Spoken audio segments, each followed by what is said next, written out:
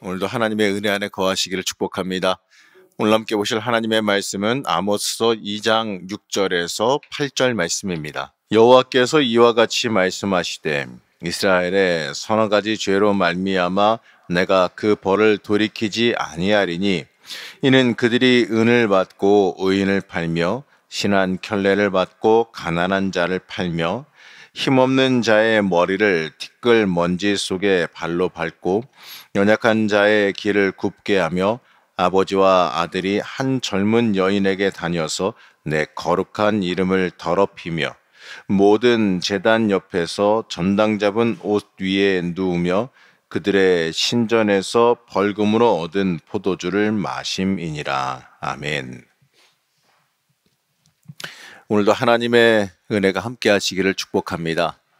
지금까지 아모스 선지자는 이 선포를 듣던 그 북이스라엘 사람들, 그 아모스 선지자의 선포를 듣던 그 북이스라엘 사람들은 자신들의 원수들의 심판받는 것에 대해서 기뻐했을 겁니다.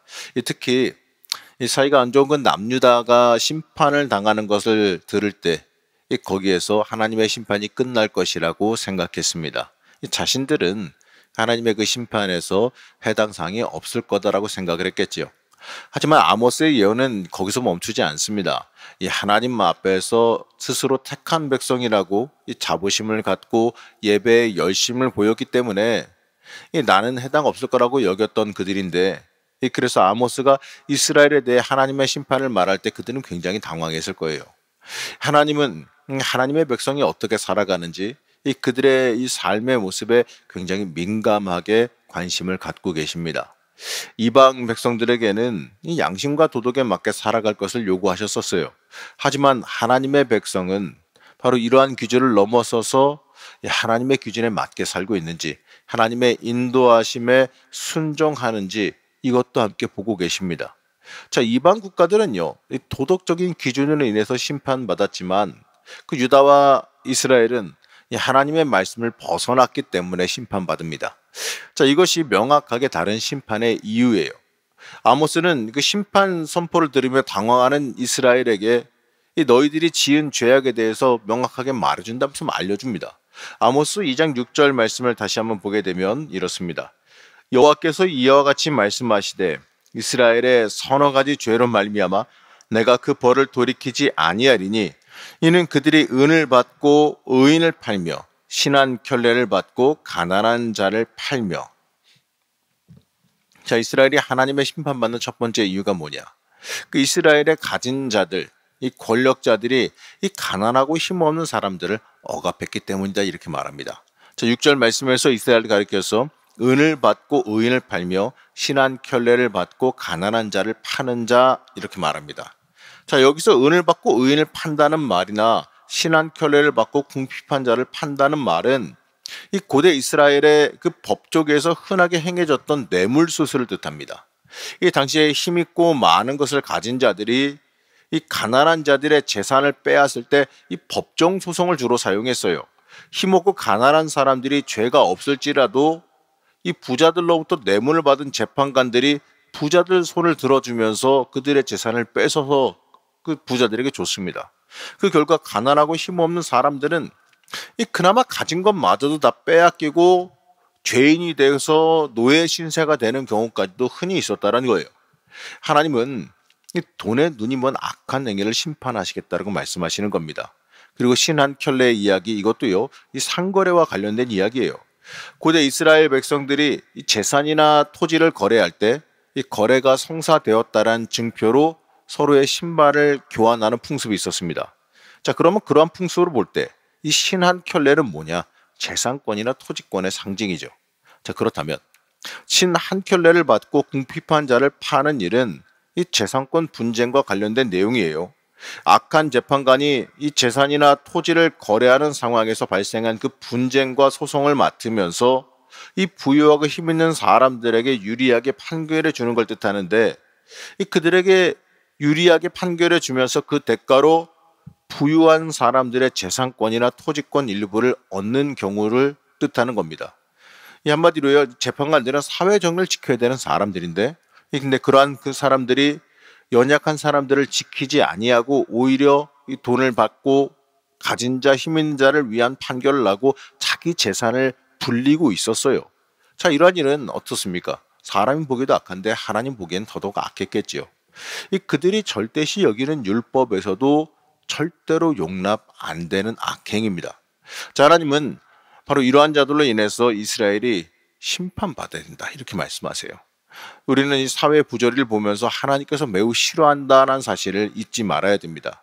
우리가 이 하나님의 사람으로 이 땅을 살아간다면 당연히 우리도요, 이 하나님의 사람으로서 정의롭게 살아가야 하는 겁니다.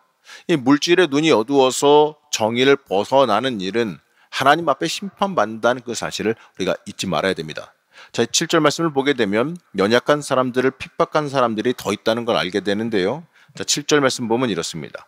힘 없는 자의 머리를 티끌 먼지 속에 발로 밟고 연약한 자의 길을 굽게 하며 아버지와 아들이 한 젊은 여인에게 다녀서 내 거룩한 이름을 더럽히며, 이렇게 말씀합니다.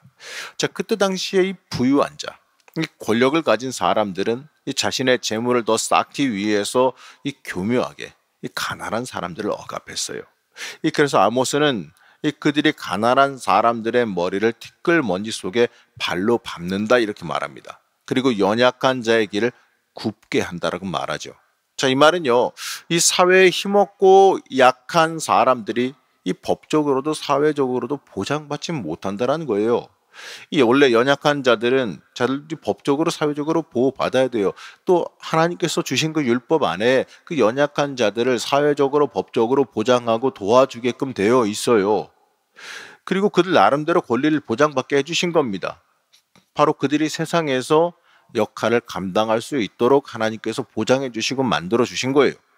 하지만 당시 이스라엘 사회에는요, 힘있고 좀 많은 걸 가진 자들이 이 연약한 사람들이 어떻게 보게 되면 올라올 수 있는 길마저도 틀어 막아버린 겁니다. 심지어 이들은 해결사들을 동원해서 가난하고 연약한 자들의 생존권과 인권까지도 짓밟고 있었어요. 이 한마디로 돈과 권력의 눈이 멀어서 이 자기의 권세 지키기 위해서 연약한 사람들을 착취하고 괴롭히는 이러한 모습은 하나님 보시기에 오늘 말씀에서 말하죠, 심판받아 마땅한 악행이다라고 말합니다. 자, 우리는 이 땅을 살아가면서 사람의 마음, 사람의 욕망의 소리, 이런 것에 귀 기울이기보다 하나님의 마음을 좀 바라볼 줄 알아야 돼요. 이 땅에서도 연약한 자들 짓밟는 일들 존재합니다. 우리는 그런 일이 일어나지 않게 하나님의 정의를 이 땅에 세워갈 수 있어야 됩니다. 그게 이 땅에서 그리스도인들이 가져야 될 의무라는 겁니다. 또 하나님께서 지적하시는 이스라엘 범죄는 성적인 범죄입니다. 자, 7절에서 말하는 이 아버지와 아들이 한 젊은 여인에게 다녀서 내 거룩한 이름을 더럽히며, 이렇게 말합니다. 이 말의 뜻을 살펴봐야 되는데, 이 말은 아버지와 아들이 바알 신전 매춘부와 관계를 맺었다는 뜻이에요. 이 말은 이스라엘 전반적으로 하나님 앞에 성적으로도 또 영적으로도 범죄했음을 뜻하는 겁니다. 이 신앙생활을 한다면서 이 범죄를 저지른 이스라엘의 타락은 하나님 보시기에 이 심판할 수밖에 없는 모습이라는 거예요. 이 8절은 또 다른 사회적 범죄인데 8절 말씀을 보게 되면 이렇습니다. 모든 제단 옆에서 전당 잡은 옷 위에 누우며 그들의 신전에서 벌금으로 얻은 포도주를 마심이니라, 이렇게 말씀합니다. 자, 이 전당 잡은 옷, 이건요, 가난한 사람들이 빚을 갚지 못했을 때, 큰 빚도 아니에요, 소액의 빚입니다. 갚지 못했을 때 그 빚에 대한 보증으로 그들의 겉옷을 뺏었다라는 겁니다. 하나님의 율법에 의하면 이렇게 말씀합니다. 가난한 빚진 자들이 빚을 갚을 능력이 안 될 때 그 옷을 보증으로 빼앗았다 할지라도 밤이 되면 어떻게 되느냐? 다시 돌려줘야 돼요. 그 옷은 가난한 사람들의 밤의 추위를 막을 수 있는 유일한 수단이기 때문에 그렇습니다. 하지만 이들은 그럼에도요, 그들의 옷을 빼앗아서 이 자신의 만족을 위해서 사용했어요. 이 사막 기후에서는 밤이 되면은 온도가 급격하게 떨어집니다. 물론 우리의 기준이야 뭐 좀 쌀쌀한 영상 정도의 기준이겠지만, 이 그들의 낮 기온 40도가 넘어가는 온도에서 그 다음날 밤에 갑자기 8도, 5도 이렇게 떨어져 버리게 되면, 뭐 원래 그렇게 살아가는 우리나라 사람들이야 뭐 버티겠지만, 그걸 경험하고 이겨내지 못하는 대부분의 사람들은요, 그 정도만 가지고도 우리 저체온증으로 죽는다, 한마디 동사라고 흔히 말하죠, 얼어 죽는 일이 발생하는 겁니다. 그러한 일이 발생하도 그렇기 때문에 그걸 막기 위해서 겉옷을 밤에는 돌려줘야 된다라고 율법에서 명확하게 말하고 있지만, 그럼에도 불구하고 그것은 그들은 내가 내 재산을 혹시라도 도망가면 어떻게, 이러한 마음으로 안 돌려주고 있었다는 거예요. 또 벌금으로 얻은 포도주, 이건요, 빚을 갚을 수 없는 어려운 사람들의 포도주를 빼앗는 사람들을 뜻합니다. 자, 여기서는 석회질이 많기 때문에 물이 귀해요. 그러니까 포도주는 그 술의 개념이라기보다는 그들의, 어떻게 보게 되면 식수와도 같은 거라고 생각해야 됩니다. 한마디로 이 어려운 사람들의 가장 기본적인 생존권마저도, 이 생명권마저도 빼앗는 일을 벌이고 있었다는 겁니다. 자, 이 내용은 당시 이스라엘의 기득권자 권력자들이 이 사회적 약자를 자신들이 할 수 있는 모든 걸 동원해서 빼앗고 착취했다는 걸 뜻합니다. 또 이스라엘의 죄악은 이것뿐만이 아니에요. 이 12절에서 결정적인 죄악을 고발하는데, 우리 12절 말씀 함께 보시겠습니다. 함께 합독하시겠습니다. 그러나 너희가 나실 사람으로 포도주를 마시게 하며 또 선지자에게 명령하여 예언하지 말라 하였느니라. 자, 여기서 나실 사람은 나실인을 뜻합니다. 자, 이스라엘 사람들이 한마디로요, 이 신앙의 지도자들을 유혹해서 그들도 넘어지게 만들었다라는 거예요. 그리고 하나님의 뜻을 올바로 전하려고 하는 선지자를 어떻게 했느냐? 그들을 위협해가지고 말씀을 전하지 못하게 하는 겁니다. 입 다물게 하는 거죠. 하나님의 공의가 선포되는 것 막았다는 거예요. 한마디로요, 자기들도 자기들이 잘못하는 줄 알고 있었다는 얘기예요. 하나님의 뜻에 어긋났다는 거 알고 있었는데, 어쨌든 간에 하나님의 공의가 선포된 걸 틀어 막아서 그 얘기가 안 들리게 하고 있었다는 겁니다. 한마디로 하나님과 소통하려고 하는 마음, 하나님 앞에서 회개하려고 하는 마음, 돌이키려고 하는 마음, 하나님 중심으로 내가 변화되어 살아가려고 하는 그 모든 마음을 다 차단했다는 이야기예요. 하나님의 음성을 들으려고 하는 마음을 버렸기 때문에 그렇습니다. 하나님은 이 북이스라엘의 죄악을 세세히 설명합니다. 물질의 눈이 어두워서 하나님의 뜻과 방법을 무시하며 하나님의 길을 벗어났다고 경고해요. 우리가 이제 처음에 말씀드렸죠. 이때 당시에 모든 국제적인 정세가 이스라엘을 건드릴 사람이 없어짐으로 인하여서 이들이 상거래가 활발해지고 많은 부와 많은 물질을 축적했다라고 말씀드렸죠. 그렇기 때문에 이들이 너무나도 많은 물질을 가지고 누리고 쓰다 보니까 하나님이 필요가 없어져 버린 거예요. 물질이 하나님의 자리에 올라서게 된 겁니다. 얼마나 악한 일입니까?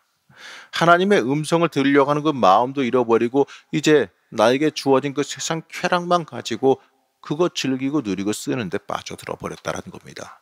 여러분, 우리가 이것을 보면서 우리도 참 경계해야 되는 부분이 있는데, 자, 여러분, 물질 놓고 기도하신 분들이 있지요. 물질 놓고 기도하면 그 사람 분수에 맞게는 하나님께서 채워주십니다. 근데 중요한 건 뭐냐? 나에게 채워진 것에 정신 못 차리고 그건 누리고 즐기고 하다가 하나님과 멀어지는 경우가 종종 있다라는 거예요. 하나님께서 우리에게 응답하여 주시고 쏟아 부어 주실 경우가 있다면 그거는요, 나 혼자 먹고 누리고 쓰고 거기에 정신 팔리라고 주시는 게 아니라 그걸 통하여서 하나님의 일을 감당하기 위한 도구로서 주신 겁니다. 그걸 깨달아 알고 그걸 통해서 하나님 나에게 주셔서 감사합니다. 이걸로 하나님 어떻게 하나님께 쓰임 받아야 될까요? 하나님, 이걸로 이 도구를 주셨으니 이걸로 어떻게 하나님의 일을 감당해야 될까요? 이렇게 하나님께 다시 여쭤보면서 주의 일을 감당할 때 그것이 유지되어지고 그걸로 인하여서 더 큰 복을 받게 되는 거지. 주셨다 그래서 거기에 눈 팔려가지고 그거 누리고 쓰는데 팔려가지고 하나님은 잠깐 저기 멀리 가 계세요. 나는 지금 이거 좀 즐기고 써야겠습니다. 이렇게 되어져 버린다면 오늘 말씀 속에서 나오는 그 악한 북이스라엘의 모습과 전혀 다를 바 없다라는 겁니다. 하나님은 이러한 모습에 심판을 선포하시지요. 이러한 이들의 모습을 보면서요, 우리도 스스로 돌아보며 반성할 수 있어야 돼요. 나는 얼마나 하나님 중심으로 서 있었는지를 반성할 수 있어야 됩니다. 우리 사랑하는 성도 여러분, 우리 이 땅을 살아가면서 이 세상의 유혹 앞에 얼마나 굳건히 서 있는지 돌아보시기 바랍니다. 이 세상의 물질을 하나님보다 귀하게 여기고 살지는 않았는지, 이 물질이나 쾌락이 인생의 목적이 되지는 않았는지, 이스라엘 백성들이 왜 징계를 받았는지 주목해 보십시오. 그들이 하나님과 멀어졌기 때문에 그렇습니다. 하나님과 상관없이 살아가려고 했기 때문에 그들이 징계를 받고 그들이 하나님께 버림을 받게 되는 거예요. 여러분, 하나님은 여전히 우리가 하나님 중심으로 살아가길 원하십니다. 여러분, 여러분의 인생을 하나님 중심으로 바꿔놓으시기 바랍니다. 왜 세상 것 가지고 근심하고 걱정하십니까? 하나님 앞에 하나님 중심으로 나와 서게 되면 이 주님께서 어떻게 되시는 간에 우리의 방법과 우리의 생각과는 다를지라도 어쨌든 간에 그 모든 걸 해결해 주시는 은혜가 임해요. 그렇기 때문에 어려울수록 또 하나님 앞으로 나오시고, 또 답이 없을수록 하나님 앞으로 나오시고, 또 도움이 필요하면 더더욱 하나님 앞으로 나올 줄 알아야 돼요.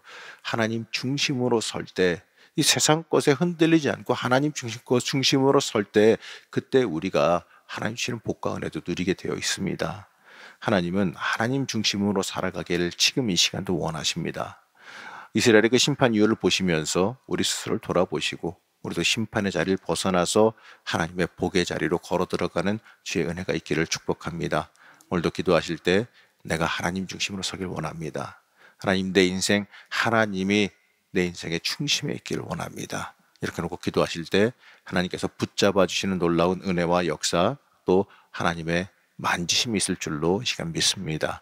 여러분들의 그 은혜가 임하기를 축복합니다. 잠시 기도하겠습니다. 우리를 사랑하신 하나님, 우리가 이 심판의 자리에서 벗어나기를 원합니다. 이 물질과 쾌락을 인생의 목표로 삼았던 그 이스라엘의 모습이 혹시라도 내 모습이 아닌지 다시 한번 돌아보기를 원합니다. 우리의 죄악을 용서하여 주시고 온전히 하나님 앞으로 굳건하게 돌아설 수 있는 은혜가 있게 하여 주시옵소서. 하나님 중심으로 다시 돌아서기를 원합니다. 하나님, 성령 하나님께서 우리의 심령을 붙잡아 주시고 우리의 육신을 붙잡아 주셔서 하나님의 사람으로 다시 굳건히 서게 허락하여 주옵시고, 또 하나님 붙잡고 하나님 의지하며 달려 나아갈 때에 응답하시며 해결하시며, 또 하나님께서 길을 여시며 붙잡아 주시고 치유하시는 놀라운 복과 은혜가 이 시간 임하게 허락하여 주시옵소서. 오늘도 기도 중에 함께 하실 줄로 믿사오며 예수님의 이름으로 간절히 기도하며 축복하였습니다. 아멘.